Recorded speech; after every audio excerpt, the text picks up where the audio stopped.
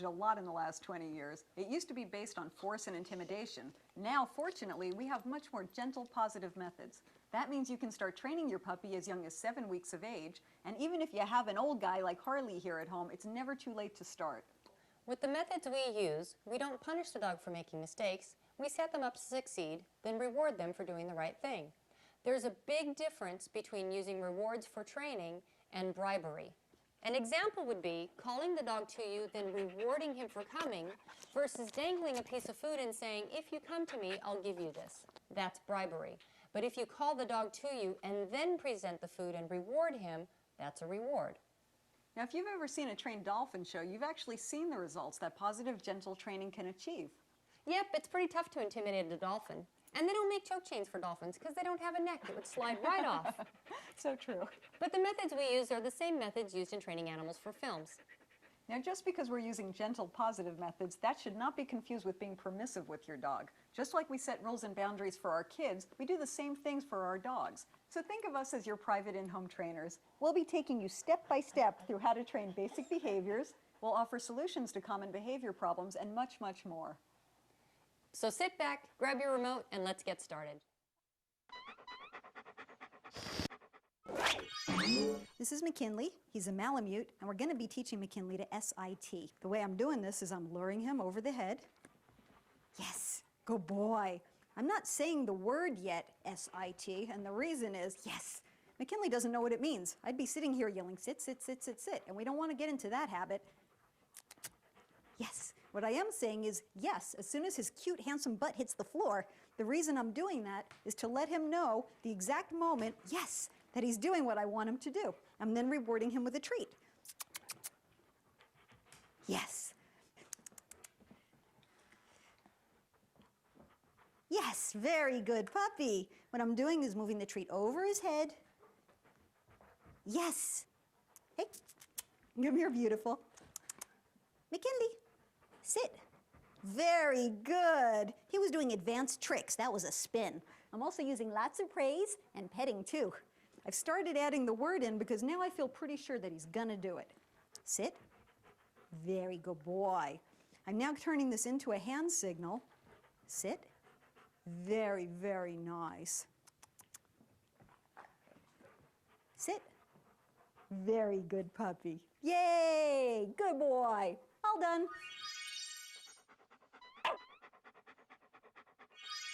This is Toby, and today we're going to be teaching Toby how to sit. So what I'm doing is taking the treat, I'm going to lure him with the food, over the head. Yes! I'm using yes to mark the moment that his tush hits the floor, so to let him know what it is he's done that I like. Then I'm rewarding him with a food treat and lots of praise. If he jumps up, that's okay. Yes! He'll get the idea. Be patient. Puppies can be very rambunctious. I'm also not going to reward her unless her paws are on the floor and her butt's on the floor. Now, you've got to be careful. If you have a very energetic puppy, like some labs, you don't want to use too much. No, that's a down. That's advanced. You don't want to use too much of a happy, excitable praise voice because the dog can get out of control and start jumping up. So, sit. Yes. I'm also giving lots of praise rather than just shoving treats at her, because using the treats and the praise together is going to make the praise more valuable. Sit. Yes, very good. Now I'm adding the cue word sit in because I know she's going to do what I'm asking. Very good. Should we try it with the cue word? Sit. Yes, very good puppy. Now I'm going to be using a hand signal here. Sit. Very nice. Sit. Excellent puppy, yes. So Toby is picking up on this hand signal. Sit very, very quickly. You're doing very well. Puppy's obviously suffering from excessive cuteness. Sit. Very good. And sit. Very nice. And sit. Very good puppy. Yes. Sit. Excellent. Very good puppy.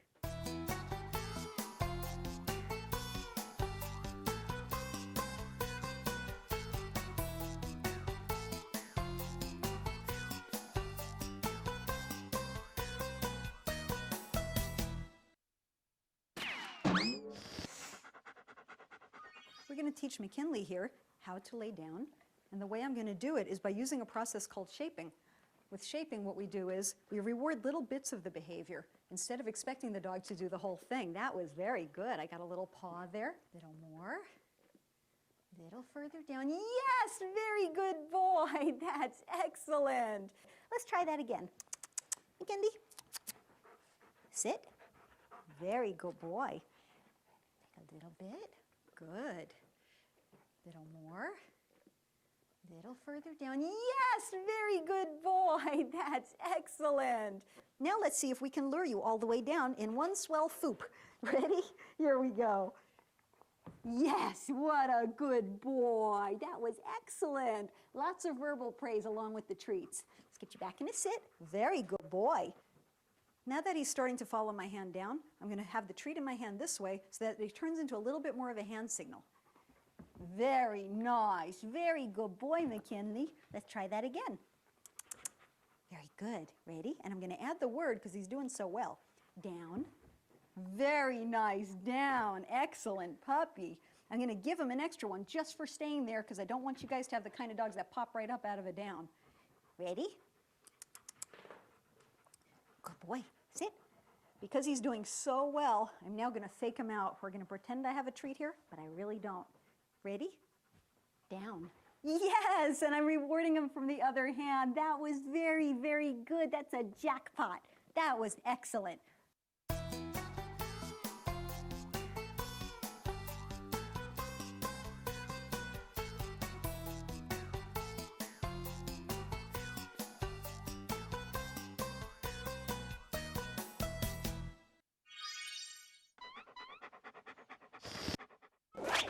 This is Kale, and he's a Corgi, and we're going to teach him down using a step because he has a much longer nose than he has legs. If we were on a flat surface, he would just stand here sniffing the food. Good for you. We're going to use the step and lower the food lower than the level that he's standing on, which pretty much forces him to go into a down. And as soon as he does go down, I'm going to open up my hand and let him have some cookies. We want you to understand that you won't have to use food in training forever. It's just a means to an end. The reason we use food is because every dog likes it, every dog needs it to survive. By using food, you're requiring them to work for something that they need to survive on. And also, by using food, we can use little tiny pieces that are easy for them to chew, and that way we get a whole bunch of repetitions in. If we get a lot of repetitions in, all that means is that we're making the behavior stronger. Right, Laura. You can also put food rewards on a variable schedule. At first, we're rewarding the dog every time for doing the right thing. After the dog really knows the behavior, you can do two things. One is you can introduce alternate rewards besides the food treat, which could be a pet. It depends what's valuable to your dog. It can be a little quick game of tug. Or you can start rewarding every couple of times. Don't do it too predictably. For example, if you gave him a food treat every second time, your dog would quickly come to learn the pattern. So do be unpredictable.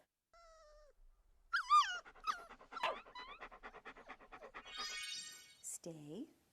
Very good. Excellent. In working on the stay, the things that you want to remember are, number one, to keep your voice nice and calm when you praise the dog. Good stay. If you say, good stay, you might get the dog up, and that's not what we want to do here. Very good. You can practice stays with your dog in a sit position or in a down. A good time to practice stays is when your dog is tired out. That way they're more likely to stay and not want to get up. Now, I always want to set the dog up to succeed, so what I'm doing here is breaking this into very, very small pieces, breaking the behavior down into small steps that the dog can easily achieve. In other words, I'm not putting Sonny on a stay here and running out for coffee and expecting him to be here when I get back. Stay. Good. My face looks happy and relaxed. I'm not all frowny saying, good stay. It's a very good, happy stay. And now I'm taking a whole step back. I am, however, with my body still sort of suppressing Sonny here by leaning forward. Very good dog. I'm being very sure to go all the way back to Sonny with the treat so that Sonny doesn't have to get up and come toward me. And if you notice, my voice is very calm and even. Even when my praise voice comes out, it's not a happy, excited voice. Good, stay. It's very even and it's designed to keep the dog in place. Now, the way I would progress with this exercise, good, stay. Lots of verbal feedback, just a little bit at a time, good. Now, the truth of the matter is, in real life, most of us don't walk around like this backwards. So I also like to throw in at the beginning of a stay, just when you're right next to the dog, turning a little bit with your back, and then coming back and rewarding. Very nice. Stay. We also, I want to point out, are rewarding the dog during the stay, rather than the way it used to be trained, which was to have the dog sit and stay and then call the dog to you and then reward. If you call the dog to you and then give them a treat, what you're actually rewarding is the dog running to you, not the dog staying there. So it's very important to keep rewarding during the stay. Very good. A few other things that you can add in, once the dog is doing this really nicely, which Sunny is doing pretty well, I might say, is you can just move a little bit. Okay? Yeah, we can be silly. We don't mind, do we? Very good. Stay. You can have your arms moving around. You can go back and forth. Yeah, the trainer's silly, isn't she? Very good. Good, stay. You can eventually work up to having people walk by very slowly at first and then more quickly. If you have children in the family, you can get them involved too by having the dog stay and have the kids walk by, then progress to running by, flailing their arms and being as silly as they'd like to be. That way everybody enjoys the training. Very good. At the end of the stay, you want to use a release word like, all done. If you have a dog who gets up and walks away while you're trying to teach them to stay, you can do what I've done here and put a leash on them and simply put the leash under your foot so the dog doesn't have the choice of leaving. Sunny, sit. I'm going to put Sunny back in position and down. Very good boy. And stay. Very, very nice.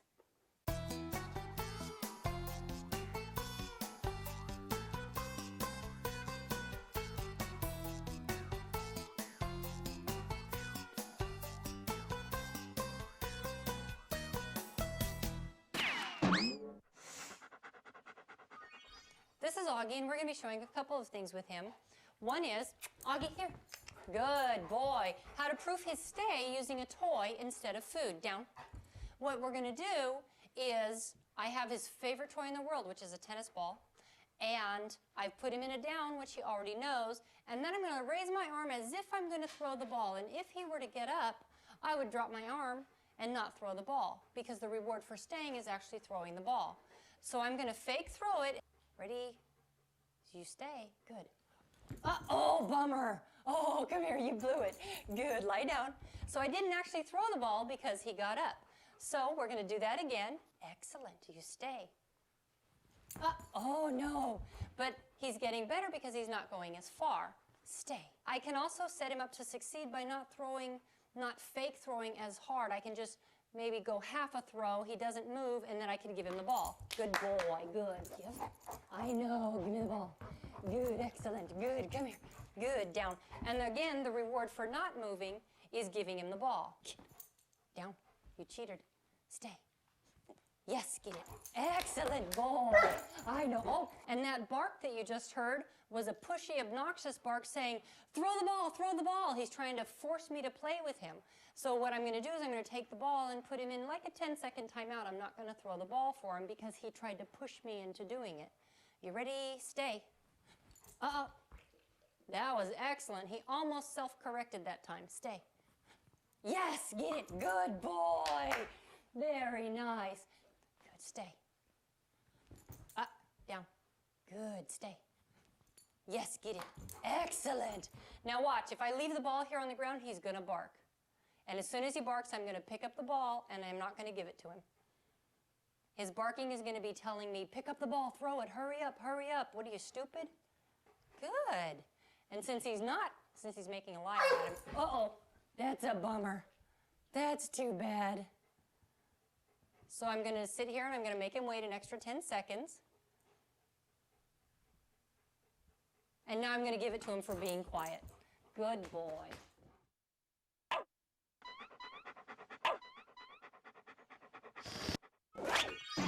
One of the most important things you can teach your dog is to come when called. Some people call it the recall.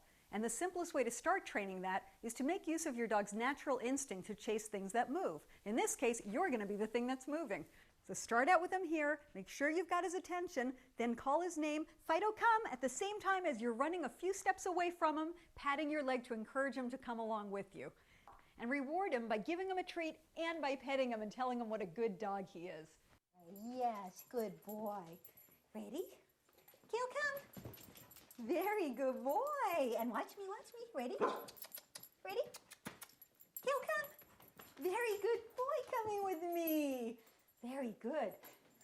This time, instead of giving him the treat when he comes running with me, I'm actually going to toss it so I can create a little bit of distance between myself and Kale. That way I can call him to me. Ready? Kale, come. Very good. Go get it.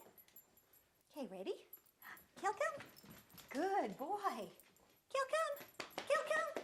Yay! Very good. And I'm tossing it again and moving in the opposite direction. Kale, come. Very good boy. Kale, come. Kale, come. Yay! That was excellent. What a good puppy. Kale, come. Kale, come. Kale, come. Yay! Kale, come. Kale, come. Good. Go get it. Kale, come. Kale, come. And go get it. Good boy, Kale, come. Kale, come. Yay! Good boy. Go get it. Kale, come. Good boy. Go get it. Kale, come. Kale, come. Yay! Come on. Good boy, Kale. Yay! In the training exercise where you started out standing by your dog, running away, patting your leg, and saying whatever the dog's name is, come, you started out with a very, very basic, the very beginnings of a good, reliable recall. Now, obviously, it's not that easy, and it does take a lot of repetitions and a lot of building and building further and further away, and then adding distractions and so forth, before you'll get a really good off-leash, reliable recall.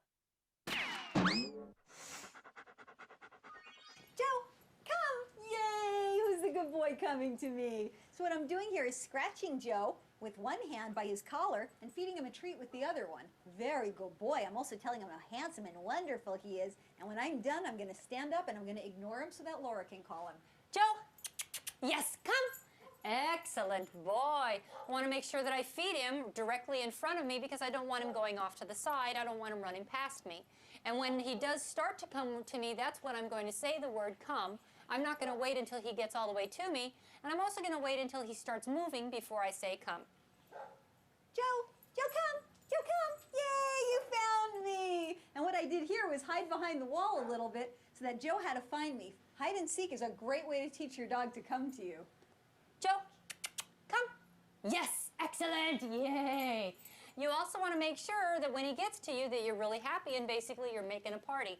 It always, always has to be worth it to him to come to you. Joe, come, yay! I'm also being very careful to keep the treats very close into my body. Don't make the mistake of reaching out for your dog. If you do, you'll get a dog who comes to you and stops a foot or two away.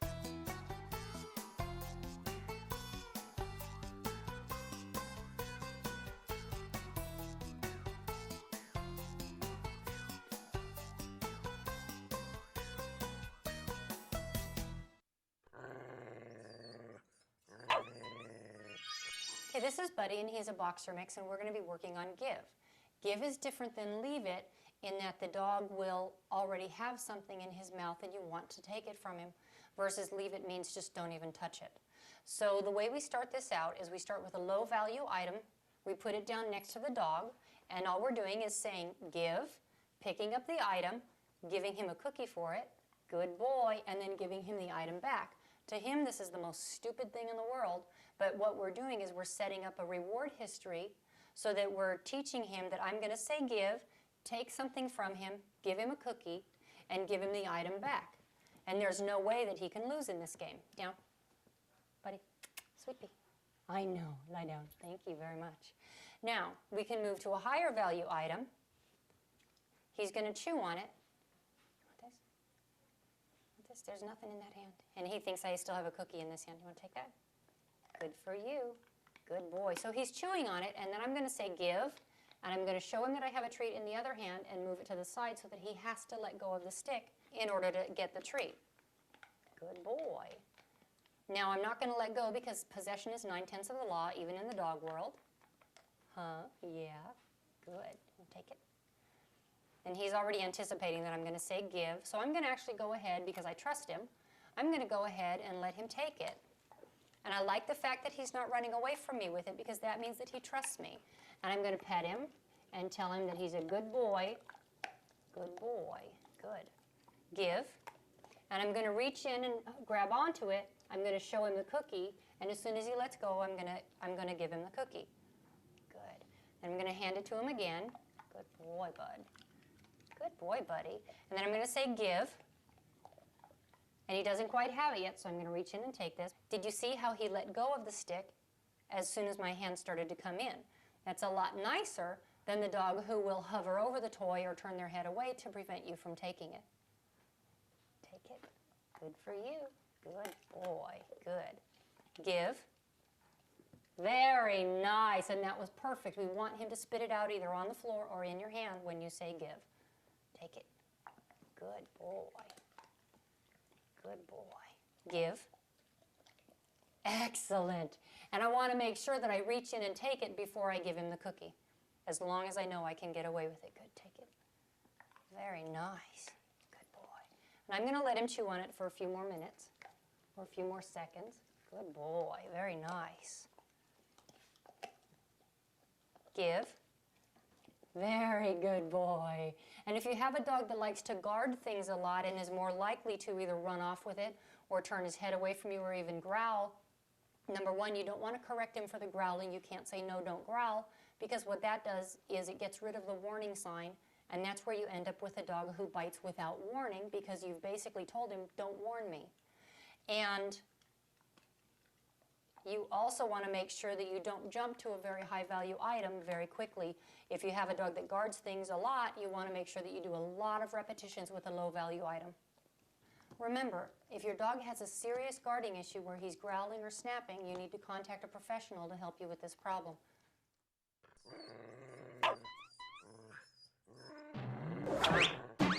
What we're doing here is teaching Anza, good, wait, to wait for the food dish to be put down. Good. Wait. Wait. All right. Very good. Very nice. Let's try that again. Okay. Anza, Anza. Wait.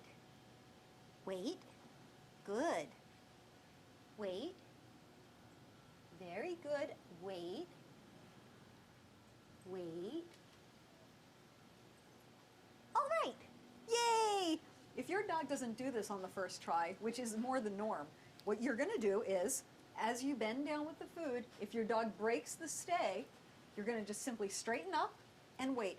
Have patience, put your dog back in the stay position. It look like stay, wait, start going down. It'll take a little bit of time and a little bit of patience, but your dog really will get this. Just be sure that you're faster than your dog is. The last thing you want to happen is for you to put the bowl down, stand up, and your dog runs and grabs the bowl. So be sure you're down there the first couple times so you can pick it up very quickly if you have to. Your dog will get this in no time at all. This is a really nice thing to do at every feeding time. It helps to establish your leadership, and it's a good impulse control exercise for your dog as well.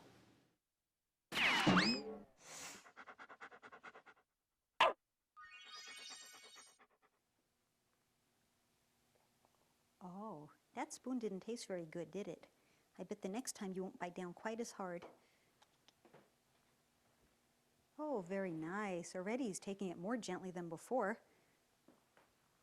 Gentle. Good. So now I'm starting to add the word gentle in. And I'm going to start putting my hand right here as well. Gentle. Oh, much nicer. His mouth is really softening up here. Gentle. Good. Now I'm going to start moving my hand a little bit off the spoon. Gentle. Very nice. This is the same dog who was making my fingers bleed just a few minutes ago. Gentle. Very good boy. And now because he's doing so well, I'm going to take the spoon away altogether. Gentle. Oh, much nicer. With a little practice, he'll be taking treats this way all the time. Very good boy.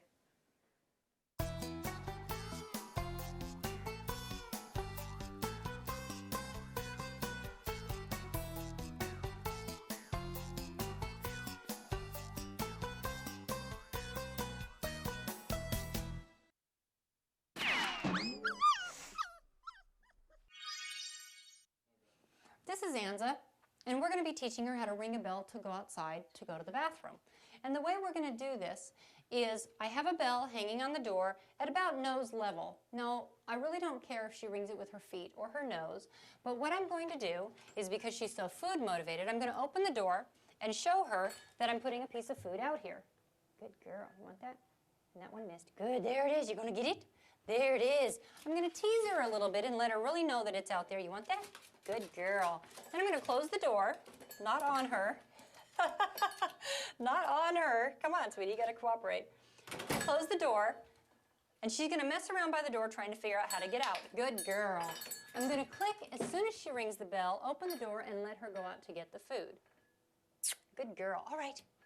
All right, come on. Come on. And she knows there's another piece out there that's just hiding from her. So once she can do this and she goes to the door and she starts ringing the bell, good girl. Good girl. Then I'm going to open the door for her, and then I'm going to toss the food out. Now the way that you associate this with going out to go to the bathroom, all right, sweetie, you're going to bring her in. Come on. You're going to bring her in to the door first thing in the morning when you know that she's going to have to go to the bathroom. You're going to walk her to the door. Of course, you're going to have her on the leash to prevent her from getting bored or getting confused and racing around the house and ending up having an accident someplace else. So you want to bring her up to the door and stand her here, and she's going to stand here staring at the door, staring at the door, staring at the door, and then staring at you like, hello, did you not notice that I have to go to the bathroom? And as soon as she looks at you, you can say, good girl, and you encourage her to go to the door. And pretty soon she's going to, out of just sheer frustration, mess with the bell on the door. And as soon as she does, you can click, open the door, and toss the food outside, and then of course go with her to go to the bathroom and pay her again for that. Now she's ringing it on her own, good girl, because she knows now that ringing the bell makes the door open, and that's all we need to teach her. When she goes to the door and she wants it open because she does have to go outside, that's all she's going to do. Good girl. Very nice. Excellent. Do it again. Good girl. All right. I don't want to pay her on this side of the door for ringing the bell. Sit. Sit. Excellent. Good girl. Come on. Good. That was a good one.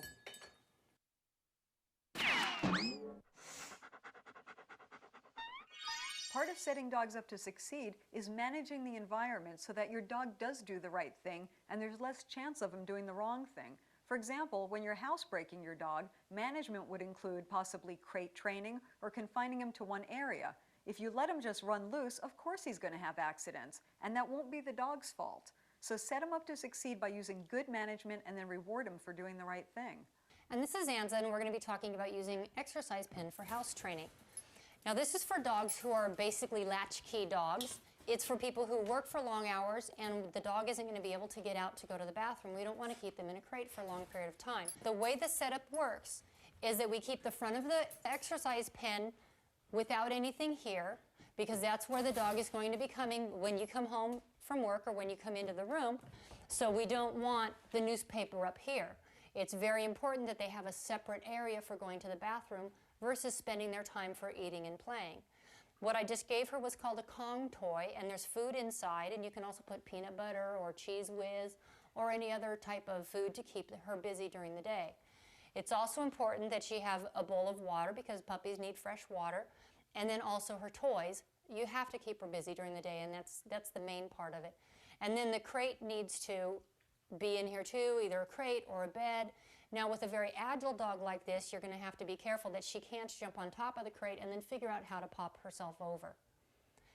And if you do something like this, you can put her kibble in here, you can do other things, and that way she's keeping herself busy and out of trouble.